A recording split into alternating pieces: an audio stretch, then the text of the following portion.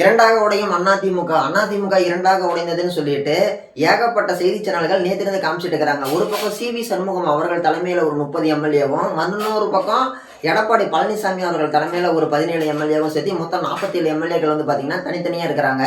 அப்படி இருக்கக்கூடிய ஒரு சூழ்நிலையில் அதிமுக ரெண்டாக பிரிஞ்சிடுச்சு. இவங்களுக்குள்ள என்ன சண்டை, இதெல்லாம் எங்கே ஆரம்பிச்சிச்சு, இந்த கட்சியை பற்றி நம்ம கொஞ்சம் அப்படியே ரிவேர்ஸில் போய் பார்க்கலாங்க. முதல்ல வந்து பார்த்தீங்கன்னா எம்ஜிஆர் அவர்கள் தான் வந்து பார்த்தீங்கன்னா இந்த அண்ணா திராவிட முன்னேற்ற கழகம் அப்படிங்கிறத ஆரம்பிக்கிறாரு. இவர் ஏன் வெளியில் வந்தாருன்னு சொல்லி கேட்டீங்கன்னா, இதுக்கு முன்னாடி வந்து பார்த்தீங்கன்னா திமுகன்னு சொல்லக்கூடிய திராவிடர் முன்னேற்ற கழகம் பேரறிஞர் அண்ணா அவர்கள் ஆரம்பித்து அவர்கள் தலைமையில் இயங்கிட்டு இருந்த கட்சியில் இருக்கிறாரு. அப்படி இருக்கக்கூடிய ஒரு சூழ்நிலையில் அன்னைக்கு எம்ஜிஆருக்கு வந்து பார்த்தீங்கன்னா ஒரு மிகப்பெரிய ஒரு சவாலாக, மிகப்பெரிய ஒரு எதிரியாக, மிகப்பெரிய ஒரு போட்டியாக இருந்த ஒரு ஆளுன்னு சொல்லி கேட்டோம்னா நம்ம கருணாநிதி அவர்கள்கிட்ட சண்டை போட்டுட்டு எம்ஜிஆர் அவர்கள் வந்து பார்த்தீங்கன்னா வெளியில் வராரு. வெளியில் வந்த உடனே என்ன பண்ணுறாரு, பேரறிஞர் அண்ணா மீது கொண்டிருந்த பற்றின் காரணமாக அண்ணா திராவிடர் முன்னேற்ற கழகம்னு சொல்லி ஒரு கட்சியை ஆரம்பிக்கிறார். அவர் ஆரம்பித்த கட்சி வந்து பார்த்தீங்கன்னா மிகப்பெரிய ஒரு ஏகோமித்த வரவேற்போட மிகப்பெரிய அளவில் டெவலப் ஆகி வளருது. அப்படி வளர்ந்துட்டு இருந்த கட்சி வந்து பார்த்தீங்கன்னா எம்ஜிஆர் இருந்த வரைக்கும் அவரை தவிர அவர் யாருமே முதலமைச்சராக வர முடியல, கருணாநிதி அவர்கள் உட்பட. அவரை எதிர்த்து யார் போட்டி போட்டாலும், அவர் கட்சியை எதிர்த்து யார் போட்டி போட்டாலும் பெரும்பான்மையான அளவு தோத்து போகிறாங்க. அதுக்கு ஒரே ஒரு காரணம், எம்ஜிஆர் அவர்கள் வந்து பார்த்தீங்கன்னா படத்தில் நிறைய நல்லது செய்கிற மாதிரி சீன்லாம் வச்சுருந்தாங்க. அவர் நேர்மையான வாழ்க்கையை வாழ்ந்திருக்கிறாரு. நிறைய பேருக்கு வந்து நல்லது செய்கிற மாதிரி வாழ்ந்திருக்கிறாரு. அவர் வாழ்ந்த வாழ்க்கை ஒரு பயனுள்ள வாழ்க்கையாக இருந்திருக்குது. அப்படி ஒரு அரும்பாடுபட்டு வளர்த்த அந்த ஒரு கட்சி அப்படிங்கிறது எம்ஜிஆர் மறைவுக்கு பின்னாடி அந்த கட்சியை யார் பார்த்துக்குவாங்க அப்படின்னு சொல்லிட்டு ஒரு மிகப்பெரிய ஒரு விஷயம் வருது. எம்ஜிஆர் இருந்த வரைக்கும் அந்த கட்சியை அவர் கொண்டு போயிட்டாரு. எம்ஜிஆருக்கு அப்புறமேட்டு அவர் இறந்துட்டாரு. அவருக்கு அப்புறமேட்டு அந்த கட்சி யாரை பார்த்துக்குவாங்க அப்படிங்கும் பொழுது எம்ஜிஆர் அவர்களுடைய மனைவி ஜானகி அம்மாள் அவங்க கட்சியை பார்த்துக்கிறேன்னு சொல்லிட்டு வராங்க. அவங்க வரும் பொழுது ஜெயலலிதா அவர்கள் என்ன பண்ணுறாங்க, கட்சி எங்ககிட்ட கொடுங்கங்கிறாங்க. அப்போ வந்து பெரும்பான்மையான நபர்கள் யாருக்கு சப்போர்ட் பண்ணாங்கன்னா எம்ஜிஆரினுடைய மனைவி அவர்களுக்கு, ஜானகி எம்ஜிஆர் அவர்களுக்கு தான் வந்து பார்த்தீங்கன்னா, ஜானகி அம்மாளுக்கு தான் வந்து பார்த்தீங்கன்னா சப்போர்ட் பண்ணுறாங்க. ரெட்டலையிலிருந்து பிரிஞ்சு வந்த செல்வி ஜெயலலிதா வந்து பார்த்தீங்கன்னா கோழி அப்படிங்கிற ஒரு சின்னம் வாங்குறாங்க. தேர்தலில் வாங்கி போட்டி போடுறாங்க. அப்படி அவங்க போட்டி போடும் பொழுது இவங்களும் ஒரு கணிசமான அளவு ஜெயிக்கிறாங்க. இந்தாண்ட ஜானகி அம்மாவும் ஜெயிக்கிறாங்க. ஜானகி அம்மா முதலமைச்சராக ஆக்கப்படுகிறார் மக்களால். அங்கே இருக்கக்கூடிய அதிமுக எம்எல்ஏக்களாக அவங்களாம் சேர்ந்து ஏக மனசை இது பண்ணுறாங்க. ஒரு 6 மாதம் அவங்க ஆட்சி நடத்துகிறாங்க. அப்புறமேட்டு வந்து பார்த்தீங்கன்னா ஒரு எலெக்ஷன் வருது. அதுக்கப்புறமேட்டு வந்து பார்த்தீங்கன்னா ஜெயலலிதாவும் நின்று கோழி சின்னத்தை சேவல் சின்னத்தை நின்று ஜெயிக்கிறாங்க. ஜெயிச்சுட்டு இருக்கும்பொழுது என்ன ஆகுது, இவங்களும் நிறைய சட்ட போராட்டங்கள்லாம் தாண்டி எம்ஜிஆருக்கு அப்புறமேட்டு 2ஆக பிரியுது. ஒன்று எம்ஜிஆரோட மனைவி, இன்னொன்று எம்ஜிஆர் அவர்களுடைய விசுவாசி ஜெயலலிதா. இவங்க 2 பேர்த்துல யாருன்னு சொல்லிட்டு கட்சி அன்னைக்கு சூழ்நிலைக்கு வந்து அவங்க மனைவி கிட்ட போகுது, எம்ஜிஆர் மனைவி கிட்ட.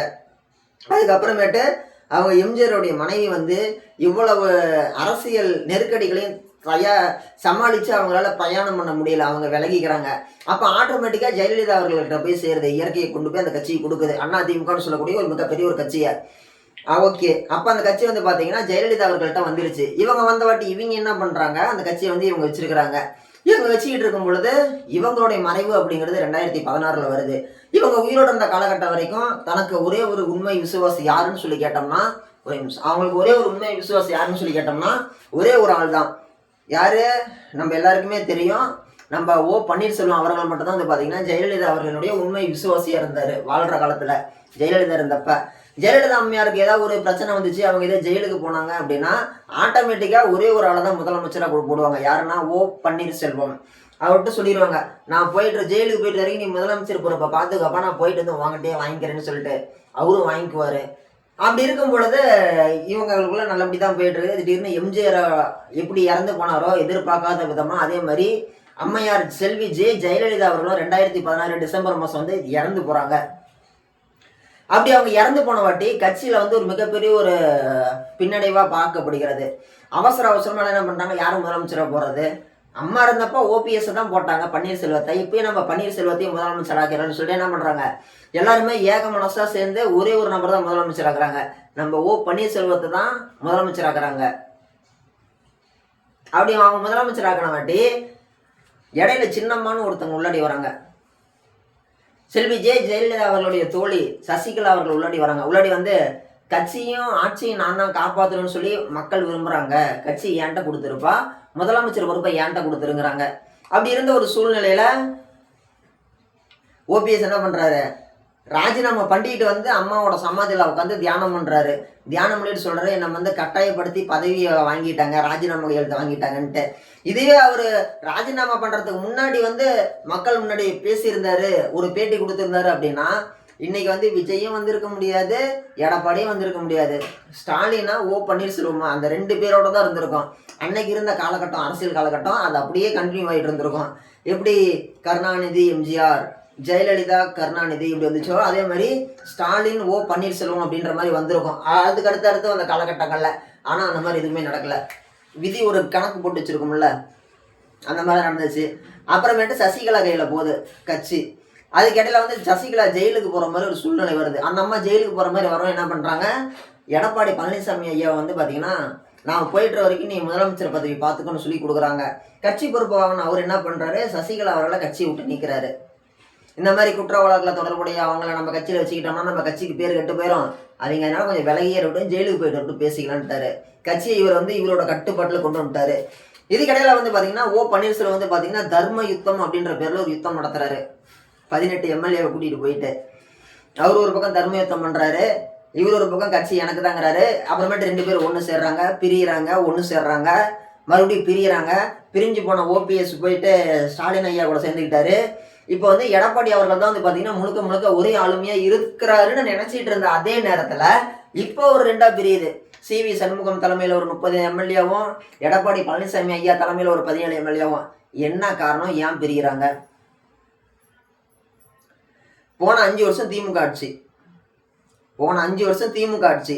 அதுக்கு முன்னாடி இருந்த 5 வருஷம் இவங்கெல்லாம் வந்து பார்த்தீங்கன்னா எம்எல்ஏவாக இருந்தாங்க, அமைச்சராக இருந்தாங்க. போன 5 வருஷம் எம்எல்ஏவாக மட்டும்தான் இருந்தாங்க. இந்த 5 வருஷம் வந்து இவங்களால வர முடியல முதலமைச்சராக. அப்படிங்கும் பொழுது நம்ம கிட்ட இருக்கிற ஒரு 30 எம்எல்ஏ கூட்டிகிட்டு போய் விஜய்க்கு ஆதரவு கொடுத்துடலாம்.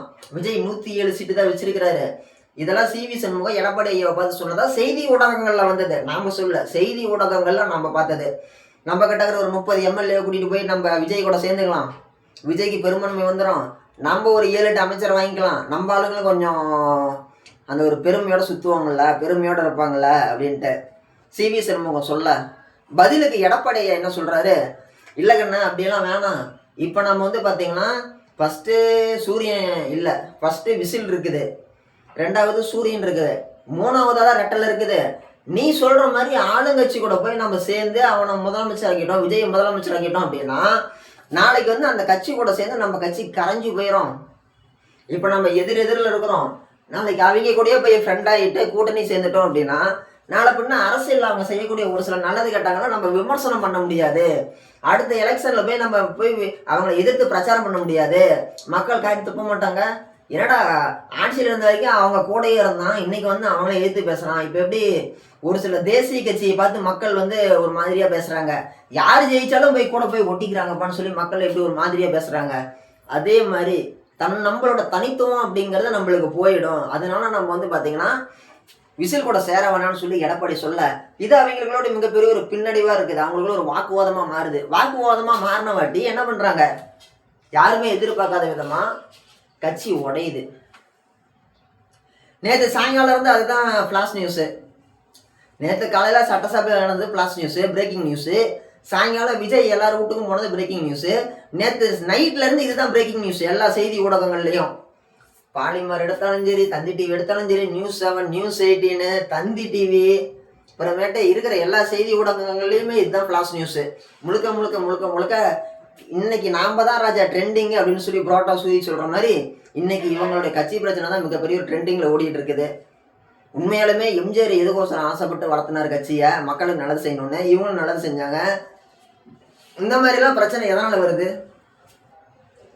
கட்சியில் ஒரு தலைவர் சொன்னால் அடுத்தடுத்த ஆளுங்க கேட்கணும், ஆனால் யாரும் கேட்கறதில்ல. திமுக இந்த மாதிரி பிரச்சனை வரதுன்னா என்ன, அவங்க வாரிசு அரசியல் பண்ணுறதுனால இந்த மாதிரி வரது இல்லையா, இல்லை இவங்க வாரிசு அரசியல் பண்ணுறதுனால இந்த மாதிரி வருதா? எடப்பாடி பழனிசாமி அவர்கள் இருந்த வரைக்கும் வந்து பார்த்தீங்கன்னா நம்ம நடுநிலையான ஒரு நபர் தான்.